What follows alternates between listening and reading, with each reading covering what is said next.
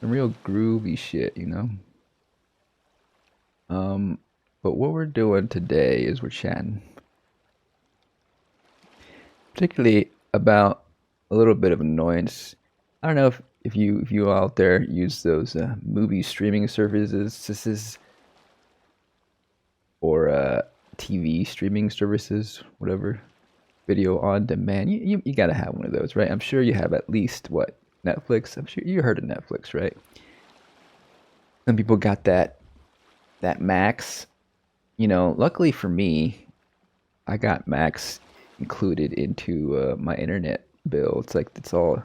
It's like when I got my internet, like it was included in the tier I got, and so I guess I'm grandmothered into the whole new Max app.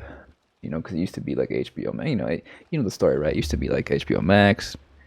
Now it's just Max or something like that. And like, luckily I don't got ads any on it. But all these streaming services, they're bringing up in ads in these services. It's becoming a lot more like it used to be back in my day when you turned on the tube and there was probably a commercial on. And you had to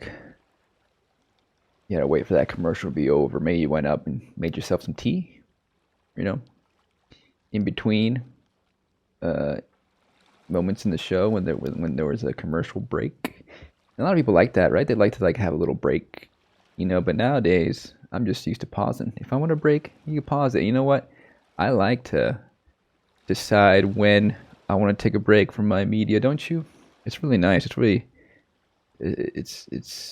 It's been wonderful these last few years, but nowadays they're starting to put in those ads and things and those streaming services. Of course, you can stick to the the non-ad tier.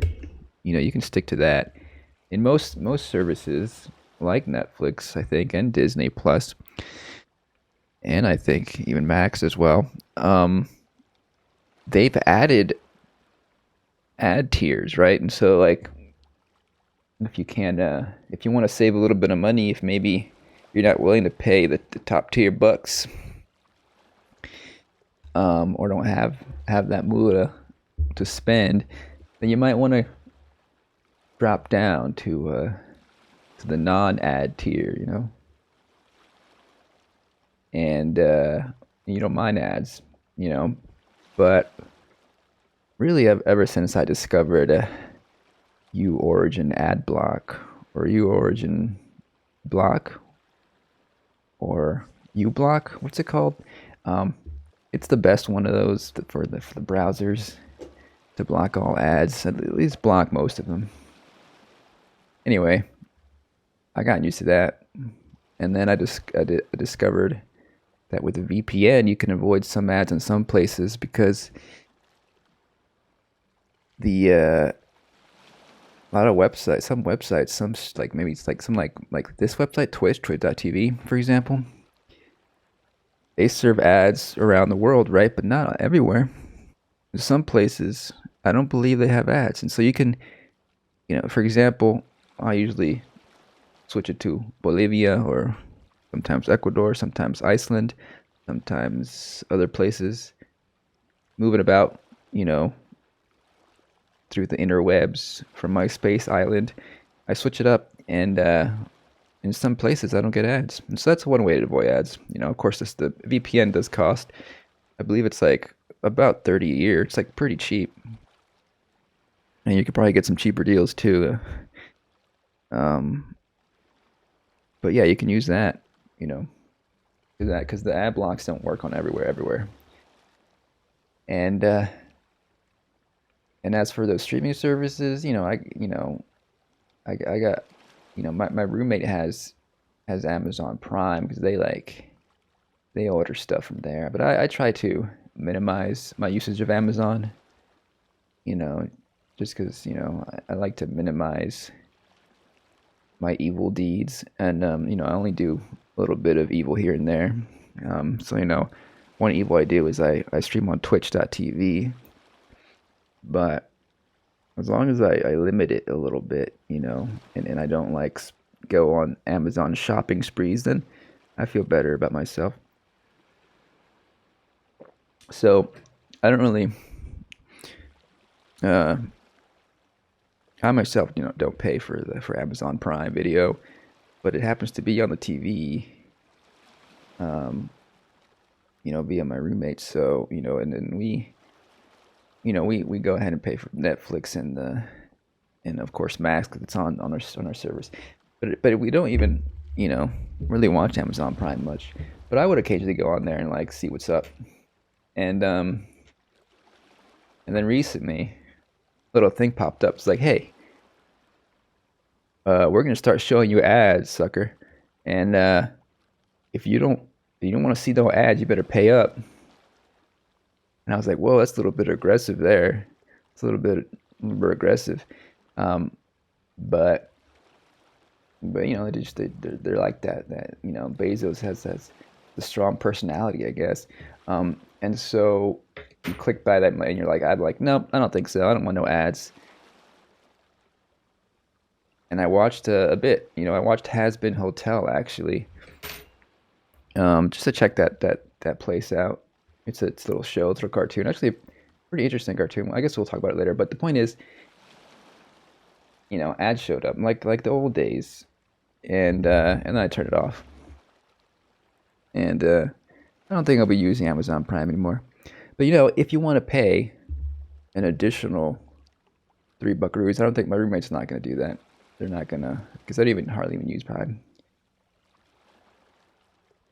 They're not gonna go and do that, and I don't think they should. You know. But if you want to, if you got an extra $3 a month, move on up to the ad-free tier. Though it seems that Amazon doesn't really want you to do that. They want you to stick around. That's why they did it that way, right? They could have done another way, like Netflix or other places where they're like, oh, you want a cheaper tier, you can put some ads on it and you could pay less. You can opt into that. Instead, Amazon's like, no, we're gonna grab all the people who have Amazon Prime and we're gonna automatically put ads on that tier and then make a separate tier that you have to click on a few buttons to get and pay some extra bucks to do. But, from my understanding, the ad tiers are the ones that make the most money. Even though people are paying less, they're paying with their time and eyeballs, and they're tracking what you're looking at, so they can probably sell you things that you've been shopping on Amazon for. Who knows how it works? Some gremlins over there in Amazon got all the deets. Ask them maybe. They won't tell you probably. But the point is that they do that, because they want as many eyeballs as possible, and they're gonna make more money by serving you ads than by giving you ad-free tiers. And so that's what they're doing, and it's annoying. It's pretty annoying. And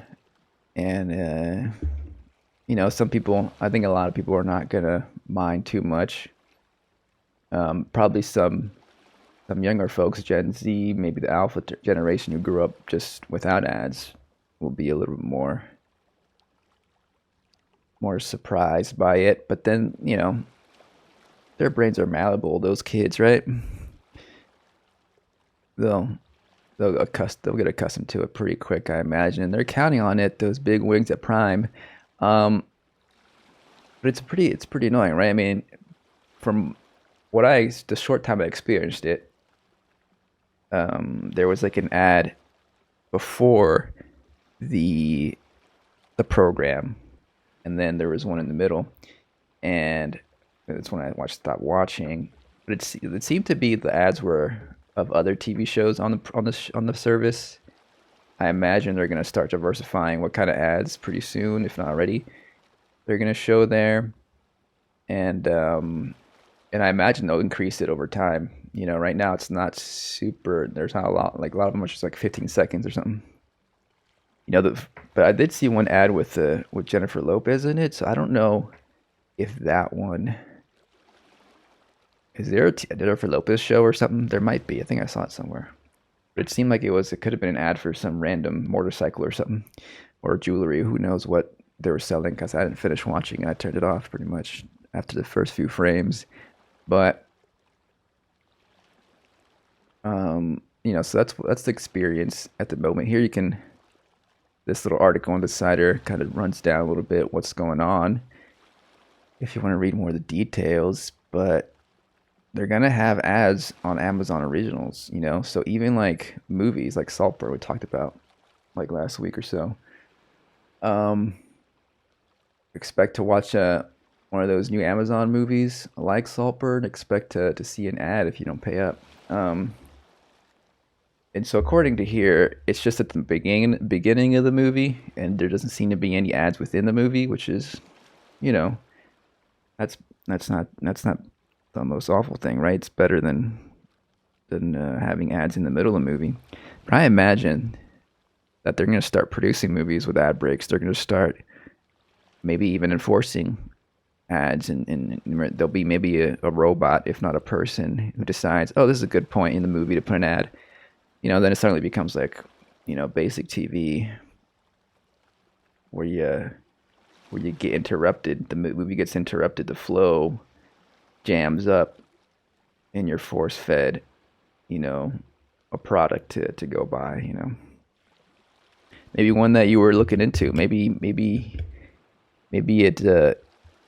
it starts like a scene within that movie, and you think, what is this part of the movie? No, it's actually an ad, and it looks all nice, and you're captivated. It has maybe a celebrity or something that you like watching, and they start selling you some soap or something, and and then suddenly the movie you were watching is an afterthought. It's the ad that matters, and then the end of humanity begins. So we don't want that. I don't want that. And so I'm not going to be using Amazon Prime. Apparently, some I guess the TV shows have like little breaks, 15 minutes in. This one says that from Fleabag, The Boys, at 15 minutes they got an ad. But then just that's that one ad. Apparently, there's no more ads. Like I said, they're gonna increase it. They're gonna increase it. We're just getting a little taste of the furthering of a dystopic society. And and that's the deal, folks. Amazon Prime is bad. Anyways, keep watching at twitch.tv/moonbath. But seriously though, folks, I don't like Amazon, but it's like capitalism is what we were given when I was born. I was born into this world. As were you, I imagine. And you gotta deal with the cards you were given. Maybe we can rearrange them. Maybe we could work together and create a whole new game. Communism, anybody? And so, in the meantime, we can have our laughs. We can have our fun times. Maybe watch Hazbin Hotel and turn it off when the ad comes on, and then go to a different website that has that show for some reason, and you just watch it there without ads. I don't know what website I'm talking about. And then this show, it's like it's an okay show. There's some fun parts. I liked the musical element. I only watched one episode and a half. I don't know where it goes. I appreciate that it's um, it's based in hell, and who doesn't like a nice little heretical cartoon show? And it's a nice thing to watch, and definitely I can definitely identify with a character who wants to improve the world, right? Improve her hellscape, or feels like they can do something about it, maybe. That's a good hero to follow, an aspirational hero in this hellscape of our own. And it's funny, but I think a lot of the humor may be a little bit too like edgy for edgy's sake, and not super sophisticated, whatever. But it's a fun time. I like the characters. I like the dynamic between her and her girlfriend, I guess. pretty cool stuff. And then we got this cool character who's like, and this is an adult show, by the way. Like it has like a cartoony aesthetic, kind of like Invader Zim, and definitely inspired by that. And I think it's probably reaching those viewers who grew up on Invader Zim and those type of stuff. Maybe Powerpuff Girls, but it's a lot. The queerness is a lot more upfront. The the adult themes, etc. She's like this person. He's like an actual porn star in this world, and they treat it like no big thing. They're part of hell, so I guess like all the all the naughty things are just part of this hell world, right? No one really bats an eye at all the depravity, you know. So in that way, it's like it's a liberating show in that way, but it also assigns stuff like sex work along with other naughty things that are evil, like murder, lump it up all into this world. Of course, they're also painting the gods and the angels as the bad guys, But it's nice to see like a sexualized male character versus a show that maybe would have been made a while ago would have had the sex worker would have been a woman, right? And this is made by I think she's like 30 something, pretty young artist who like made her start on YouTube. In fact, making these animations. She's Latina too. She's what? Let's look up her name because I forgot what her name was. Um, Vivian Medrano. Yeah. So I think it's like probably an interesting start. I would like to kind of see how this artist evolves over the years, and maybe in uh, in a few years they'll make something really grand, and I'll be into it. This I'm interested, but I don't know if I'll finish it all or not. Might not be my thing, but kind of looks like my thing, and it has elements of my thing. But I don't know. We'll see. Maybe give it a try. But anyways, that's what I've been watching on over there. But I've been watching a bunch of other stuff. You know, you might say preparing myself for that Oscar movie night when we or I guess Oscar event night when we're all curled up by the fire to watch Hollywood, congratulate itself and give itself some media awards. Golden Statute Awards, Stony Awards, you might call them. Not, um, but anyway, you know, I watched a bunch of things, and recently, I'll just go through like what I've been watching since the beginning of the year, I guess. And I did catch Scott Pilgrim. This is my letterbox, by the way. I don't know if anybody you're familiar with that letterbox stuff, but you can curate what you've been watching there and rank, grade them. For me, it's more arbitrary. Like I'm not too exact about what a 3 star means. It's just kind of what I'm feeling at the time.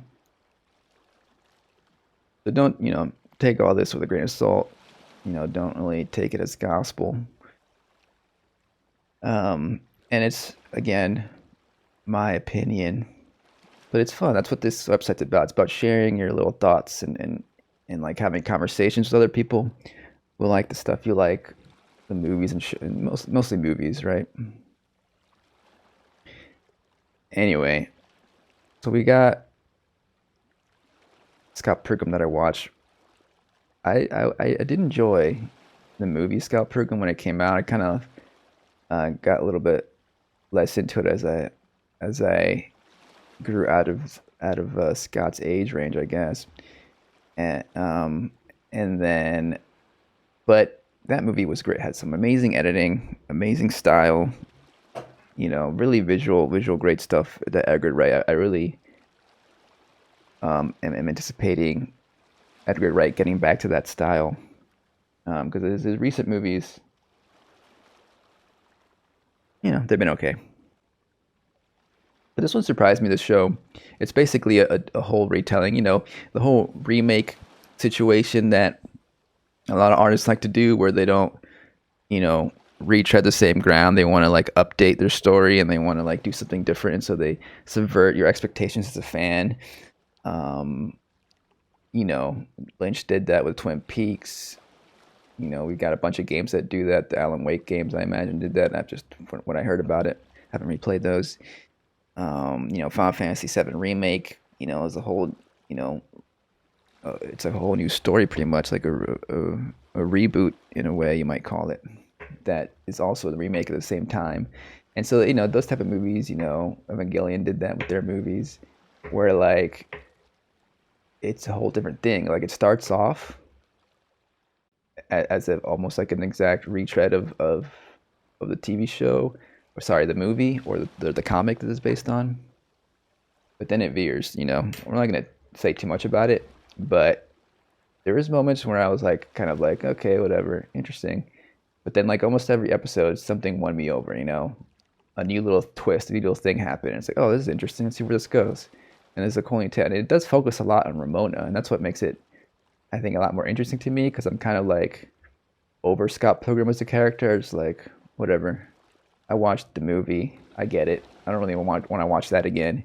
But now that it focuses on Ramona, it's like, okay, this is actually more interesting now. You know. So I wrote this for Scott Pilgrim Takes Off. Surprisingly, this new take won me over as often as Ramona changed her hair. She changes her hair a lot. It's a running little gag that happens. Not much of a gag. It's more of like a mood setting, a little, almost kind of like an intro to every episode almost.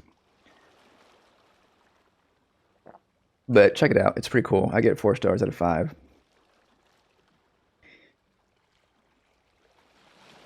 And then, we talked about The Curse already. Great stuff. Seminal work. Probably a classic. Check it out. The Curse. After that was done, I went and went to see The Anatomy of Fall, because this one is nominated for an Oscar. I think it's one of the Best Picture nominees. It's like a French-American film, I believe, or maybe a French-German film. It's English and French, right? And the language at least. And interesting story, very, very well told, very well done, very well acted. I enjoyed my time, and definitely recommend it. It's kind of like about, if you want to know a little bit about it,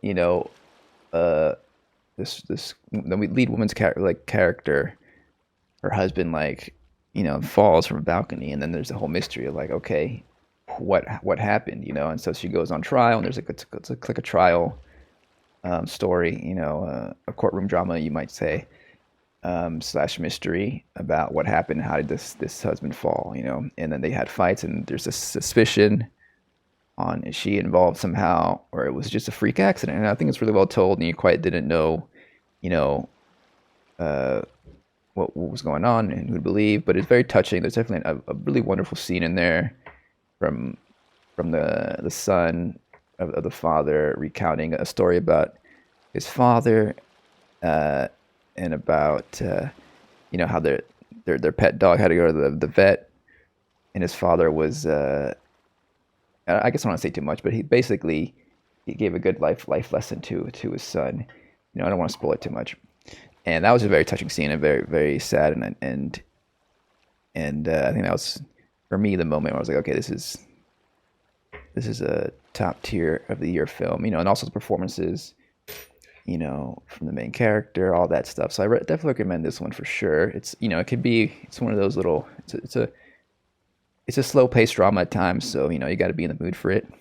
But I think the whole mystery, the courtroom drama, I think, is fascinating to a lot of people, I'm pretty sure. And nominated for an Oscar, so I think for screenplay as well. Past Lives I watched after that. Also, a good movie in general, and it didn't work for me as well um, as some other movies of this type.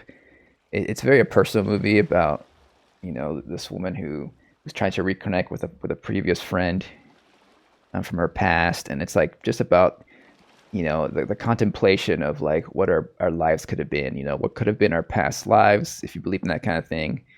Who would you be, what would you be doing, contemplating the decisions you made in your life, and like how that could have changed your life path completely, and what would have that would have been. And so it definitely, I could definitely empathize and connect with a lot of the feelings of this character in the story. As an immigrant myself who immigrated when I was a kid to the U.S. Um, and then like moving around a lot, and like wondering about old friends and old lovers, etc., old romances, old flames. Um, what could have been, what would have been, if we stayed, if I stayed in that same city, etc. Um, I guess I just wanted a little bit more conflict with her and the friend she connects with. But to me, that's just more like a personal taste issue. Um, it seems to me that like someone who hangs on past romances from their childhood, even, or just like little puppy love, I guess what you would call it. It's like to hold on to that for so long, and like it's understandable to like have nostalgia for that, but it just feels like a little bit too much, right? I felt like her character could have been a little bit more critical of that, but I don't know. Maybe that's just a personal preference there. Um, but overall, well done movie. Great. I think it's a debut film too, so really looking forward to see what else that director does. And that was, I'm pretty sure, nominated maybe for screenplay or something like that too, I think. Then I watched Society of the Snow. A lot of these films, for example, I don't really always have to write something about it because sometimes I just don't feel like there's much to say from my perspective, or I don't have much passion about it. I'm not passionate about it, you know. And there's plenty of other people who've said certain similar things I would have said anyway. So, that's how it is. That's what letterboxd is. It's like sometimes you jot down some thoughts, sometimes not. Anyway, Society of the Snow. Damn, was that a sad movie? Um, I didn't hear about this movie too early either. Like actually, my dad told me about it. I was like, hey, you should watch this movie. And apparently it is nominated now for best foreign feature, one of the best foreign or best international feature, I think it's called now, the category, which I agree should be called that. Um, and it's about the story of that flight that went down in the '70s in the Andes, and how they survived. That how they had to like eat people to survive, eat some dead fellow passengers. Really touching, really well done. I haven't seen. There was another movie based on this back in the '90s with Ethan Hawke and some other people. I didn't ever watch that movie, but that was pretty popular back in the day, I think.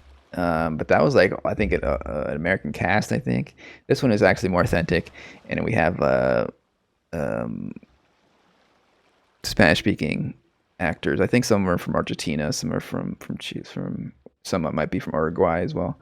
But there was all in Spanish. It made sense. It felt more authentic. Uh, it was you know really riveting. The plane crash sequence was literally on the edge of your seat, and type of thing. And really well done. The effects were really well done. The makeup, you really felt the struggle and hunger they were going through, and really nice like back and forth of the philosophy of eating another person, all that. And really emotional. One of those films that gets you teary eyed, and there's definitely like moments of loss and tragedy and horror. Bayona, the director, does a really good job of like making it an intense film, but doesn't like sensationalize it. The story, like it feels real and respectful. He even lists like every time like someone dies, it lists the name of the person and their age. So really, really well done movie, really emotional, gets you teary eyed. But and there's hope. There's a moment of hope in there, and then there's you know there's some triumph in there, and so in the end of the day, like it was a feel good at the end in a way. It was like a bittersweet feel good movie where like it's like yeah, like people, if they work together, they can survive the worst odds. So 4 to 5. I mean, 4.5 out of 5 actually is what I gave it because it's up there. It's not quite. I don't know. I mean, I need some time to think about it. I don't know if it's like one of those 5 out of 5 classics of all time. Definitely close. Then I watched Eileen. Yeah, I like basically I watched like what 10 movies or so in the last few days. Like I spent all Saturday pretty much watching movies.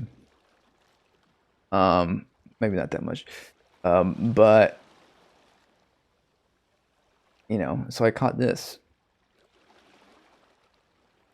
and I guess we'll read what I thought here. Eileen. A dreamy soup of styles that might have better coalesced if I had fully bought into the titular Eileen. Still, maybe it's the vibes and the story's willingness to surprise that keeps this film among the top of a pile of thrillers. Um, it's a fun thriller, and like it does surprise you. It goes into places you didn't quite expect with the character. I did think the character though um, wasn't. I couldn't quite connect with them as much as I wanted to, and if they felt a little bit contrived at times, and like a storybook character in a way. Um, so it was a little bit jarring some of the decisions he made, but I think Mackenzie here. I think Thomas and Mackenzie does a decent job. With the character. Anne Hathaway comes in, does a good job. Not. I don't think like there's been some better. But it's been compared a lot to like Carol. There's the dynamic of a younger woman. Being fascinated with and you can say in love with an older glamorous woman. And I think in that movie, I think that Todd Haynes' style is a little bit more subtle and a little feels more better crafted, and the performances in that movie, like if you compare it to that, like Carol is a notch above this, and the performances there with Kate Blanchett and Rooney Mara, like but they're also you know Mackenzie here is also a younger actress, so I think she might get to that point later, but um, but overall, like I still like the vibes of it and the dreaminess of it. Um, and it was pretty enjoyable. It's a good thriller you could pop on, when you're in the mood, and it might be a little slow for some people, but I dug it. 4 out of 5. See, like 4 stars to me is a movie that in the end of the day I enjoyed, and like I feel like it kind of stands apart a little bit from other movies, and that it's for my book it was like definitely heavy recommended. Below that, like 3.5 is like maybe a movie that I enjoyed, but it didn't really wow me enough, or it didn't set itself apart enough for me to like you know have to super recommend it to everybody. And I guess it also depends on you know on my mood at the time I'm rating, but also on the movie, because some movies I rate a 4, like this one, How to Have Sex, probably isn't everyone's cup of tea, just because like the realistic and like fly off the wall type of movie that everyone likes. Some people like more drama and more action in their movies, But I think it's definitely a tale that I think a story that is it is something that maybe more men should watch, more young men. It's a perspective of of these young girls who like go have a little party time during their like summer break or something, or you can compare it to like spring break or something, but it's English folk, and they think they go to the Greek island, some Greek island, but they're having a one of those spring break type of thing situations where they go party. They're young, they're stupid, but um, you know, as we all were at that time, and but we're all human, and some shitty stuff happens, and I think it really shows that in a really realistic light, and just the performance there after during that incident, which I'm not going to get too much into because I don't want to, you know, I guess spoil it for you guys. But I guess in general, content warning. It does involve some sexual assault, so you warn about that. But it felt really authentic and real, and like the whole time, and it might be like a slow build up to it for some people, but I think it was like a fascinating fly in the wall look at that, and to see that from this debut director here, you know, is a good thing that I think is definitely welcomed, and we should see more of that type of stuff from these directors, instead of the usual stuff we get, which is not from young women and stuff, their perspective, which goes into Cat Person, which is kind of like a similar idea, right? But I think it was like more hastily done, not as well crafted, and it's based on an actual New York Times short story, which I didn't read. I think I read a bit of it, and I probably should go read it. Um, Basically about the fear and dangers of dating as a young woman. So from that perspective, from that angle, it definitely is a good look at that, and worthwhile from that aspect. But it did seem a little bit confused with its messaging, especially the ending. I heard it kind of changed it from the story, the short story. It just the messaging was all confused with the twist and turn there at the end, and it did feel a little bit, didactic at some points without really being firm on any particular coherent stance, and then it just went kind of off the rails. But there were some good moments, and good perspective from a young college girl who's like trying to live her young adult life, and date someone interesting, right? And there's some funny moments too. But there's moments of terror and horror. It's like, oh wait, is this date going wrong? Is something going to happen? And then so it keeps you on your feet in that respect. But yeah, I think it was maybe a little bit less than mediocre overall. So I gave it 2.5, but might be more your thing. Uh, I went after that. I was like, well, let's go watch something a little bit more happy and celebratory in regards to women empowerment, right? So let's watch the Marvels, from the MCU. That's their latest, right? Their latest movie.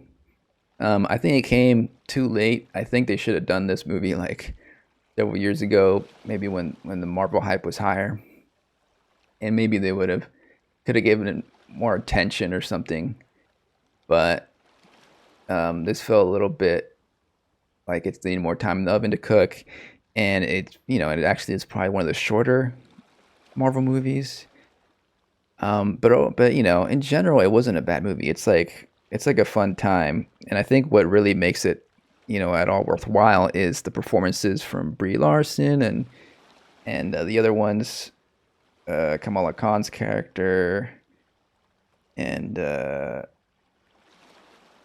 Photon, I think is that her name. Um, and I think they all played well together. They jumped just off each other. I think Kamala Khan's character was that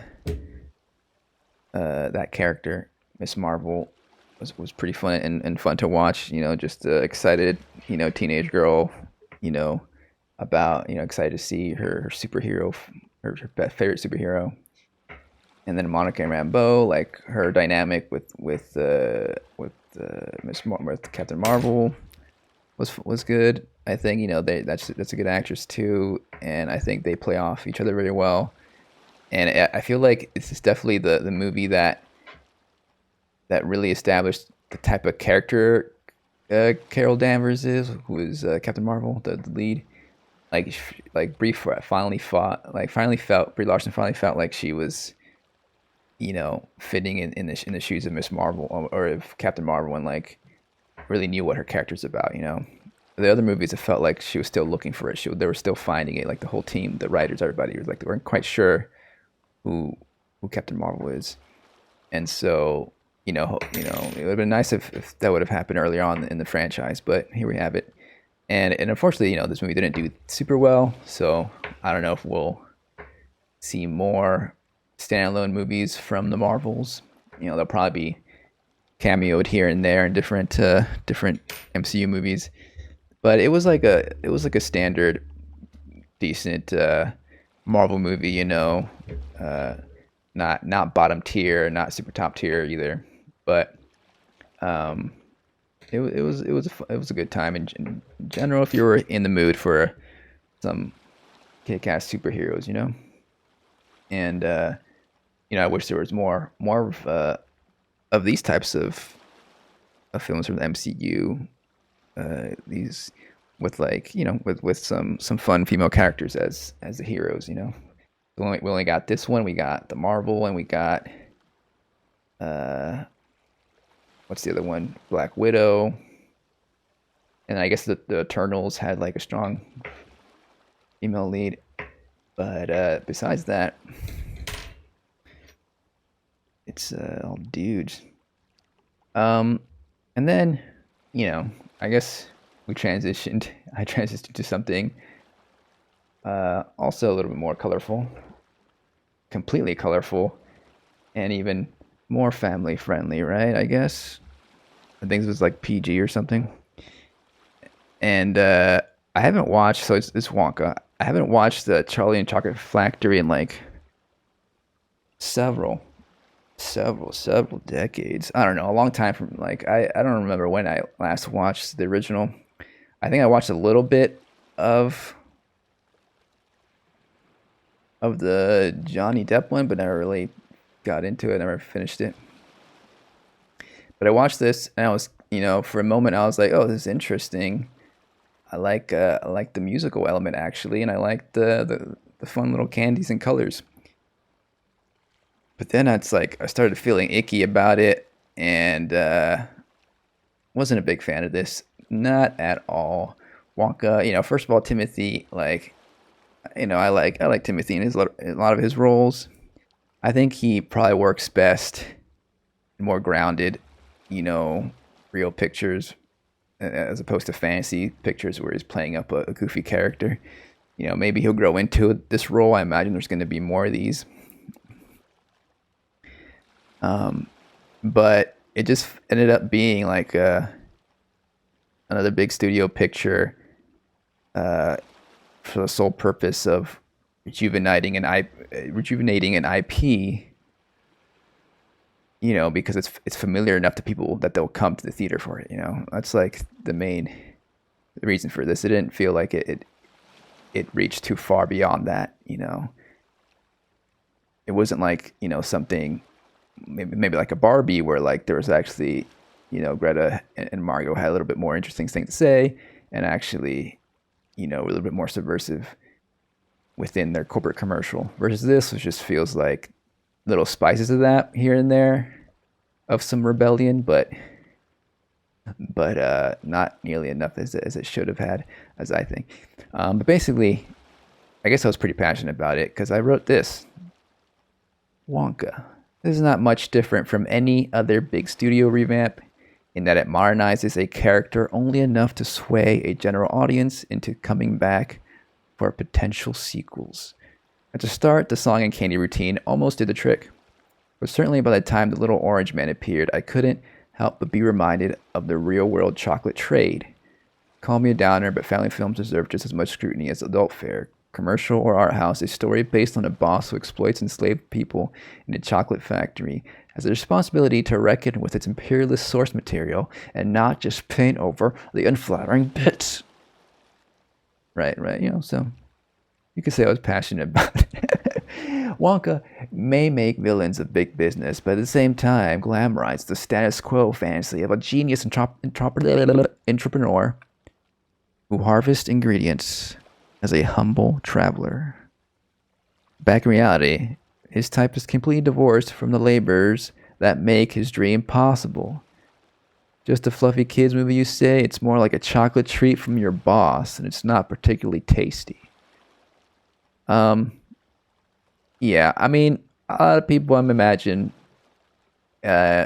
won't think too deeply about this movie, and they'll just like have a fun time dancing with Timothy here and having a chocolate or two while they're watching it. And in that respect, surface level, it's a decent musical, but I guess I couldn't think, I couldn't detach my mind from the world while watching it too much because I was just thinking of, the slave trade and the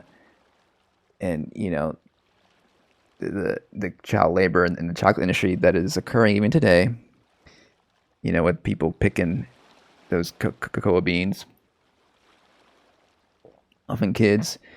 The big companies like Hershey and stuff don't care. But I'm sure you can read into that. But there was also, when the book was written, the guy definitely had some racist ideas here, specifically about the Oompa Loompas, which were first written as like pygmies from Africa, basically that a Wonka here and like smuggled into England to work for his chocolate factory, and he basically enslaved them, right? It's basically an allegory for or a metaphor for slavery.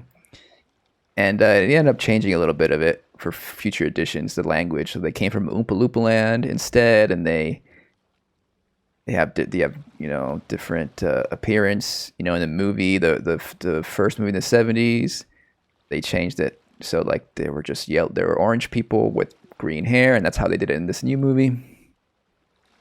And like Timothy goes and accidentally steals some cocoa beans from the Oompa Loompa people. So it's like it completely sanitizes and washes away the colonialist, racist source material, which in a way that's a good thing. But then it doesn't really address it in any way. There was an opportunity to actually like bring it up and address it. Maybe I guess they didn't want to make Wonka a villain, but maybe he could have learned from it. Maybe Wonka could have realized that this is not the right thing to do, and I shouldn't just go take around these ingredients willy nilly. But the thing is that like the movie isn't concerned with it enough, so it doesn't really. It's all like fluffy surface level child's fantasy of what it is to be a chocolatier, So it uses that excuse to not really delve deep into the ramifications of like starting a chocolate factory and harvesting your ingredients from the third world, etc. And I guess you can excuse it for that, but I feel like it kind of just sanitizes the whole thing, and it's not even a good lesson for kids. Like maybe kids need a little bit more conflict and sophistication within the media they consume too. And it doesn't have to be like super depressing. It could just be more like a little bit more insightful for kids to think a little bit more. But yeah, I recommend reading this article, I guess, if you want to know more about it. Wonka movie holds remnants of a novel's racist past.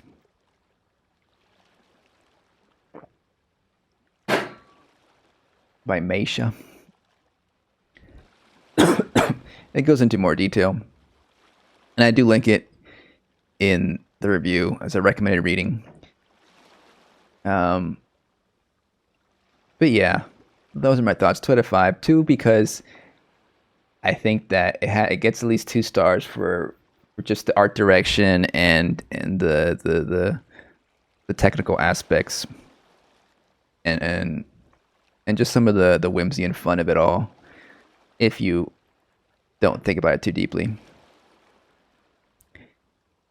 then I watched NYAD, fun movie night, just to chill out. Why not watch a inspirational film after Wonka, right?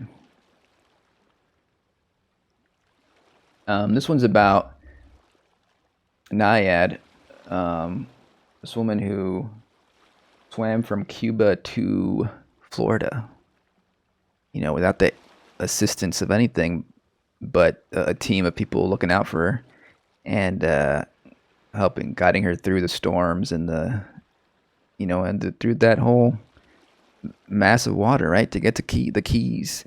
And it's a standard biopic, inspirational for older folk who may think that they're done with their dreams, but she was 64, I believe, when she did it. She finally did it when she finally crossed that big piece of water. And some good performances. Jodie Foster's in it. Annette Bening is the swimmer. Recommend if you're into it, but again, it wasn't like super extraordinary. Nothing I haven't really seen in different ways before, similar ways. So I gave it 3.5. Well, it could easily be a 4 for you. It could easily be a 3. Again, it's kind of just like a guesstimation.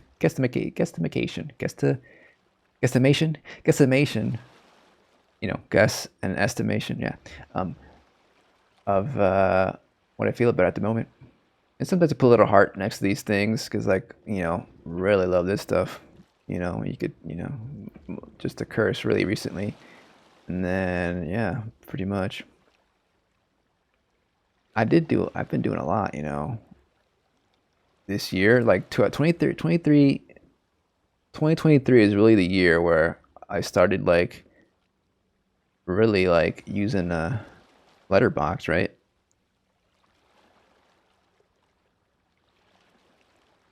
It's fun. It's a fun little thing. Anyways, link your own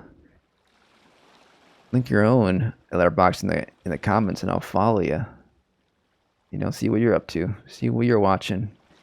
We'll chit chat about some movies. But now I think we'll conclude, and we're gonna take a little break. That's my thoughts on what I've been watching and that ad stuff on those streaming services. And maybe I'll put this on movie bath chats. That could be a cool name. But it's already called Moon Bath Chats. Movie bath. What about that? Movie bath. Move bath. Movie bath time. I don't know. Is that weird? There's people who watch movies while they're in their bathtub, right? I mean, so my parents, they have a nice a nice place with a nice room with the nice bathtub in it. And when I was there the other time, I tried it out, and it was really nice. It's really nice. Very nice to have it to just let yourself soak in a big old nice bathtub. And then one time I even brought one of those portable little desk platforms and put my laptop there and watched some Sailor Moon while I was taking a bubble bath. I mean, isn't that the dream, to watch Sailor Moon while you're taking a bubble bath? I mean, isn't that everybody's dream? I think it is. I think I stumbled onto to what unites us all, watching Sailor Moon while you're having a nice bubble bath.